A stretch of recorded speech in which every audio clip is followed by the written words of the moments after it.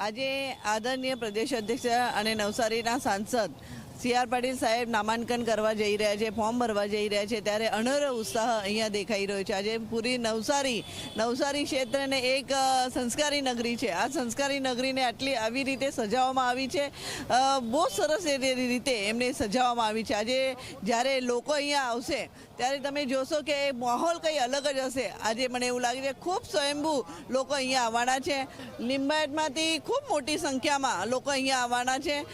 મને એવું લાગે છે સ્વયંભૂ લોકો ત્યાં આવવાના છે, સ્વયંભૂ લોકો આવવાના છે। અમને કહેતા હતા કે બેન અમે આવીશું, મેં કીધું આવો, ચોક્કસ આવો। એવી રીતે મને એવું લાગે છે 20 થી 25,000 જેટલા લોકો અમારા વિધાનસભા વિસ્તારમાંથી આવશે, સ્વયંભૂ આવવાના છે। અને સાથે સાથે એ અલગ અલગ સમાજના લોકો, અલગ અલગ રાજ્યના ત્યાં લોકો રહેતા હોવાથી જેવી રીતે એ અલગ અલગ વેશભૂષા કરીને આવશે। મધ્યસ્થ કાર્યાલયથી બધા એકત્રિત થશે લુન્સીકુઈ મેદાનમાં, અને ત્યાંથી ચાલતા કલેક્ટર ઓફિસ સુધી ત્યાં લોકો જશે અને પાટીલ સાહેબને જ્યાં ફોર્મ ભરવાના છે ત્યાં સુધી એમને રેલીમાં સામેલ થશે। એ જ બતાવે છે કે લોકો થનગની રહ્યા છે પાટીલ સાહેબને ફોર્મ ભરવા માટે।